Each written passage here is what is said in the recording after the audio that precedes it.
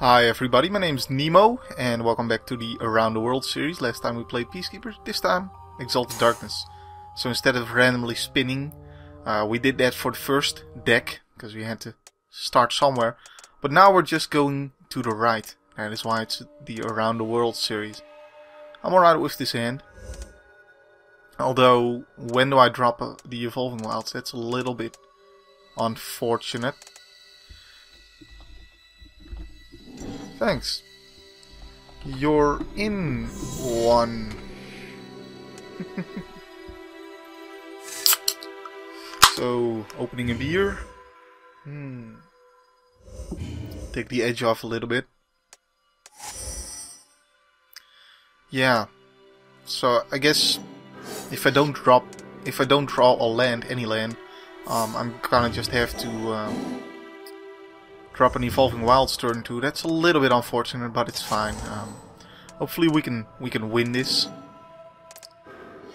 I like you guys and all, but I don't like losing the subs. It's a little bit embarrassing, but hey, I mean, sometimes it happens, you know. Luck can't always be on my side.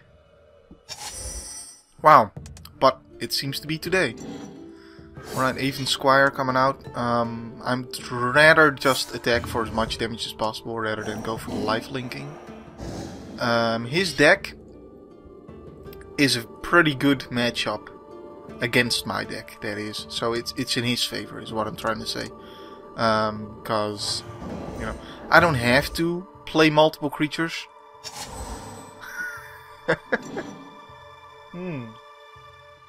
Well, you and me both. Well, I'm not drunk though. Drinking a beer myself. Yeah, so that could be a thing I do in the Winter Swap series. Yeah, I'm safe to attack here with just one dude. There's nothing he can play in his deck. Just to take the edge off a little bit, I don't need to perform as much as I need for the Win or Swap series, because there I'm trying to do justice to each deck or something. I don't want to play this, by the way, because I'm expecting a Day of Judgment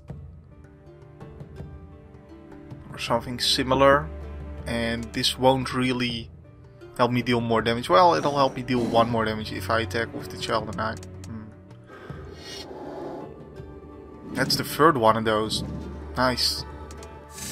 He's getting all his lands. I need double white for most of my for some cards. Oh, and of course I draw a white spell. That's great. He has nothing open, I don't think, so I can go for the extra damage here. Do I drop the Child of Night, yes or no? Yes or no?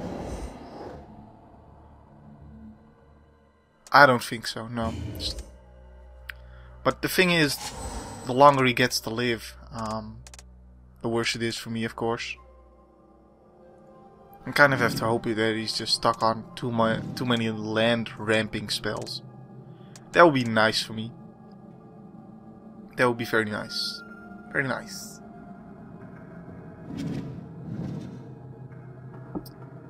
Wonder what he's got for me this turn. Probably debating on that Jun Charm or Day of Judgment or the Savage Twister. Alright, well, Savage Twister. See, good thing I didn't drop my Child of Night there. I'll go get myself a swamp and I'll pass the turn. Yeah, not that much chance in this game. It's a little bit one-sided match up, but you know, I can always get lucky. And have him be land flooded or something. Even then, it's gonna take quite a while. Okay, well, that helps if he's land flooded. That's something I didn't want to see him draw, of course, but hey. Unfortunately.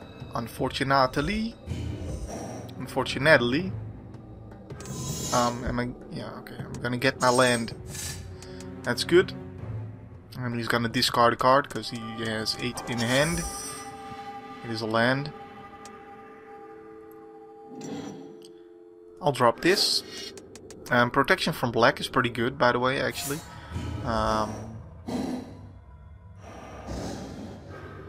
Because, of course, his deck has all the colors in it, so also black. There are quite a few removal spells with black in there, and most of his creatures have black in them as well. So, it's a pretty good card. You know, protection from any color against 5 color is useful. But it's not like he doesn't have ways of dealing with this. The most dangerous of them being Jund Charm, I would imagine. But Day of Judgment or Savage Twister, any of those will do. And there's a Day of Judgment, so that's one of those. And more ramp. Just dealing with everything I play. And then dropping like Progenitus or something. Gonna get that mountain there. And a forest, so next turn he could play Progenitus if he has it. Now, of course, I could draw like Worship and a few creatures, and maybe then I can survive. But he has Vindicates in his deck, so no Progenitus. Huh. Alright, so he doesn't have. He's gonna Prophetic Bolt me twice. I've got 2 removal spells. I think the best thing to go for is his mountain, because yeah, he needs 3 mountains for a spell that removes 3 permanents. So I think I gotta just hit up his mountain. That's probably the best one to go for, just in case he has that or Progenitus or draws Progenitus or something like that. Since I have 2 removal spells, I think that's the right call, but see, there's a Prophetic Bolt. If he had 2 of them, he would have played one in response, I would imagine. Though it would have been good either way, because he could draw the next one.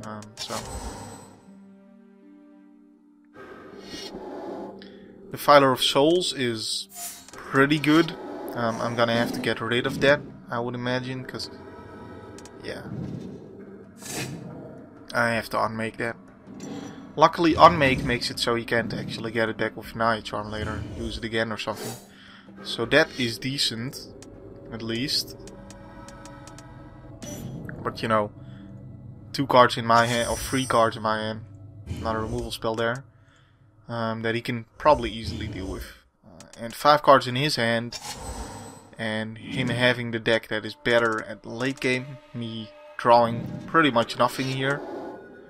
Him playing Conflux, having played Allied Strategies as well. He can just get Progenitus here. He has the 3 mountains, so he can get Progenitus, he can get the spell that removes 3 lands, namely my 3 swamps here. Child of Alara, Maelstrom Archangel, Broodmate Dragon, Megalanoth, Progenitus, there it is. I cannot deal with Progenitus. And this is there just in case I have Worship, so this game is over. Unless he discards Progenitus. There's no way. Yeah, there's no way. This game is over, but we'll wait. We will wait. Child of Alara, Maelstrom Pulse. See, there it is, Violent Ultimatum. I'm gonna draw a swamp, obviously. Well, it could be worse. I could not have white. That's worse. See, I told you. I'm gonna draw a swamp, of course. What do you expect?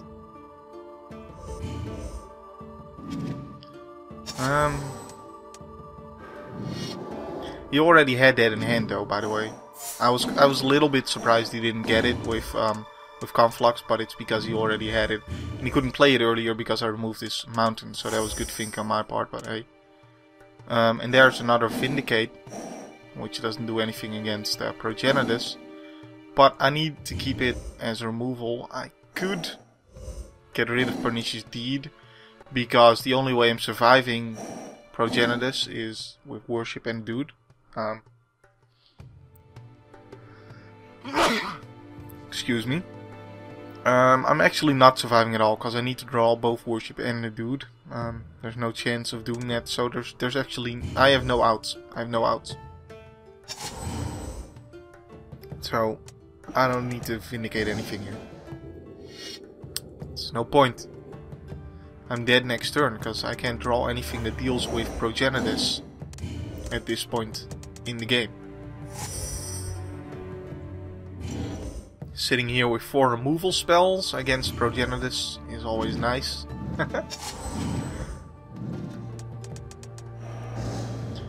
And GG.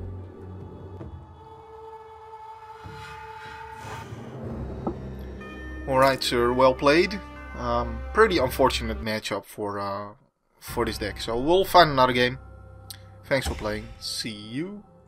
Alright, we're back with another game. Hopefully one that will go better for me. Actually, if I draw a land here, this is a pretty nuts hand. I mean, it has to be a plains, but yeah, not keeping the one lander, of course. This is also not horrible. I have 2 very powerful creatures here, but pretty no. I also don't like this, but I need one more land with the previous hand. If there was one more land there, I would have gladly taken that, but as it was, that could have been quite unfortunate. With a 5-cost creature in hand and only 2 lands, you can definitely get mana screwed with hands like that. It's not a guarantee, and I may not have had to play the 5-cost creature to win with a hand like that. But I don't like taking that risk. Of course, drawing a hand like this is also no good. Obviously dropping the swamp, because if I didn't draw another swamp... well, actually, that doesn't really matter. No, but the reason is because I probably want to play the Evolving Wilds. If I draw another 2-drop that requires a swamp, I can now play it. And if not, I can use that mana on the Darklit Gargoyle, who is going to bounce. Oh well. I'll take that risk. He didn't. Okay, good. Probably a little bit more concerned with counterspelling my spells. Why am I getting the land flooded already? Actually, that's no fun. Now I have to pacify a fog bank. I'm actually not against pacifying a fog bank. I think that's definitely a worthy use for pacifism. Because fog bank is just that good. Especially against Exalted, obviously. I think fog bank is one of the best cards in the deck, really. Just a really good card. Does exactly what the deck needs, walls me off until it can get its engine going, basically. So I'm certainly not unhappy with this trade. I think Fogbank is a better card in general than Pacifism. So, of course, you want to pacify the biggest stuff, but hey, and especially if I wait too long with Pacifism.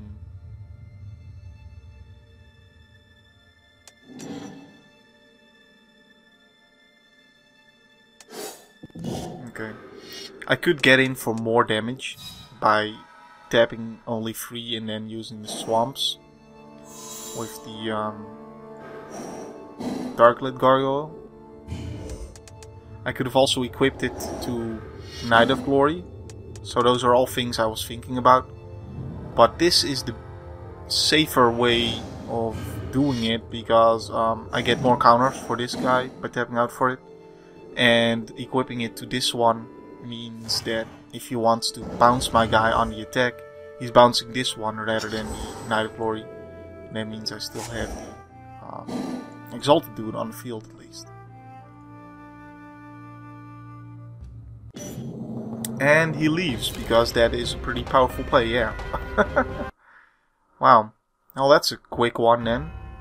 Let's find yet another game. Alright, that was pretty fast. We're already in the game. Would like 2 planes with this, but I'm gonna keep this. This is just too powerful not to keep. He is playing red. Okay, and it's not goblins, because he'd have had a 1-drop. That's great. Another horrible matchup for this deck. Born of Flame is also very hard to deal with Exalted Darkness. So, At least this Sublime Archangel is pretty powerful on her own, but with only 3... Oh, it is goblins, okay. That is okay. I'd rather see goblins than Born of Flame. And I'm not even kidding about that. I'm gonna race him here.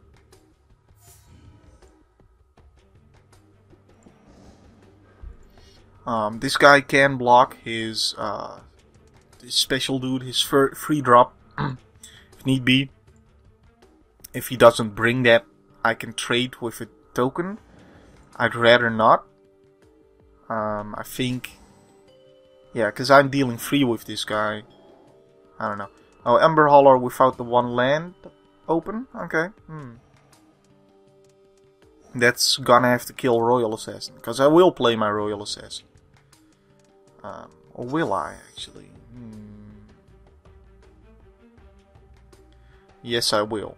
And the reason is that he needs to get rid of Royal Assassin, but he needs even more than that, he needs to get rid of Sublime Archangel. So in spending this on Royal Assassin means my Sublime Archangel will likely survive at least 1 turn for Deathbringer Leech to make it even bigger and harder to deal with. Alright, so +2, free toughness. I would gladly trade with Ember Holler and a token, so I'll attack with this dude. That'd be even better, getting rid of Ember Holler without him even using the ability on one of my more important creatures. He's gonna just chump block. I mean, I'm removing Goblin here without trading with it, so that's better than staying back for defense at least. So feel alright about that. Exchange. Of course, after he deals with this guy with this, he'll have a Gem Palm Incinerator as well, and stuff. But you know, that's just the way it is. All right. I would hope that Royal Assassin can prevent this from happening, but he can't, because he's going to kill it with Ember Holler. Just gonna have to play this Sublime Archangel here. And hope he can't also kill that. At the very least, I'll have this Acronis Squire. I can't imagine him killing all 3 of my guys. So, and he's on defense now. As you can see. I mean, he is playing goblins and he's on defense. So that is a very good turn of events either way. But I've said this many times. Exalted Darkness can raise goblins for damage. Quite easily. I think this is one of the more aggressive decks in this format if built right. And of course, I think I've built my deck right. So, with this guy down, this will attack for 5, 6, 7, 8, 9, 10, 11, 12. I'm taking him down to 5. Alright. Still tapping out and not using the Ember Holler. Means he still can bring it. Oh, alright.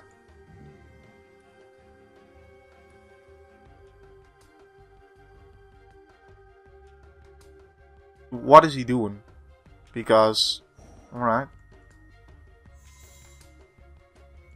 I'll just kill this one and block that one. What the heck is this attack? This is horrible. Why would you attack there? That was a really bad attack. Just losing 2 creatures for no reason. And now he has to deal with Deathbringer Leash. And then, after that, he can deal with these. Yeah, that's pretty ridiculous. I was about to calculate whether bringing everything would be more damage than bringing just it. Not sure. Either way, I hope you enjoyed this series of games. Unfortunately, the first game was against a deck that Exalted doesn't have much chance of winning against, but other than that, it was a pretty good set of games, I think. So I hope you guys enjoyed it as well. I'm gonna finish my beer, and I'll see you next time. Thanks for watching. Have a wonderful, great day. Bye bye.